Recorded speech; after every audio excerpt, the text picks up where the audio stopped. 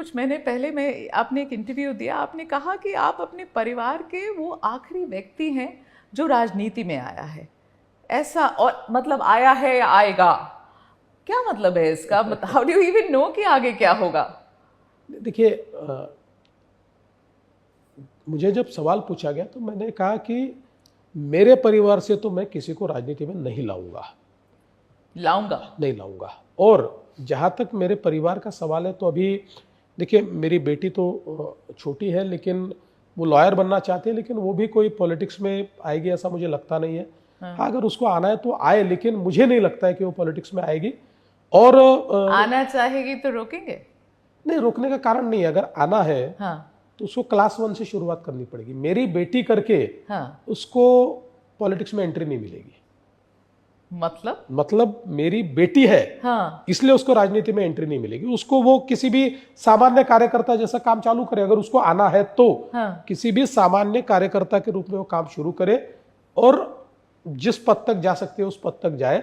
लेकिन मेरी बेटी है, इसलिए कोई स्पेशल डिस्पेंसेशन के रूप में उसको राजनीति में प्रवेश नहीं मिलेगा। नहीं मिलेगा आपकी बेटी को? नहीं, because she is your daughter? नहीं, ना।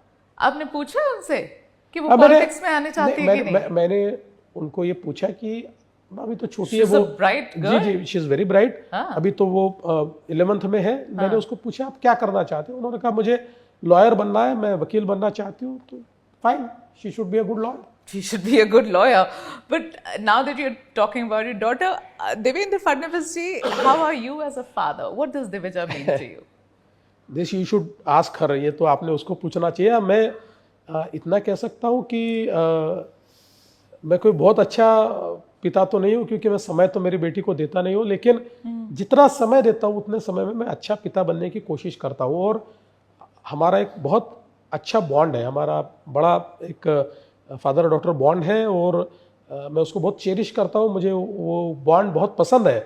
और मुझे लगता है कि आपकी सारी जो व्यवस्थाएं होती हैं, उन व्यवस्थाओं में एक प्रकार का जो आपका काम का प्रेशर होता है, उससे जो आपकी थकान होती है या आपके दिमाग पर जो सारी चीज़ें एक प्रकार के प्रेशर्स होते हैं, ये सारे जब आप उनको मिलते हैं तो निकल जाते हैं। वो एक आपको अलग फेज होती है, एक अलग विचारों में आप चले जाते हैं। तो मुझे लगता है कि वो एक सुकून होता है।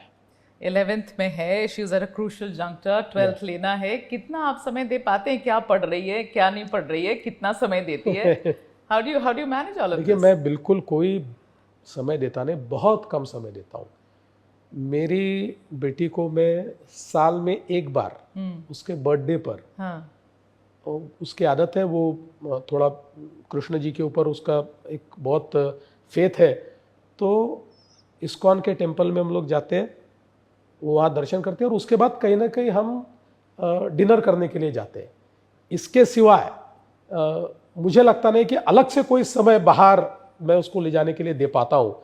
और पिछले 10-11 सालों में तो बहुत कम ऐसा हुआ है कि मैं उसको बाहर ले गया या मैं कहीं घूमने के लिए ले जा पाया हूँ।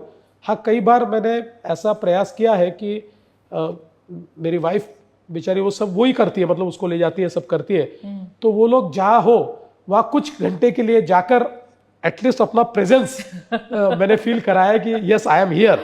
उससे ज्यादा तो मैं कुछ नहीं करता। I remember many years ago you showed me a letter that she'd written for you, and I remember that letter. It said, "I love you to the moon and back." Yeah. She really loves you. Absolutely, totally.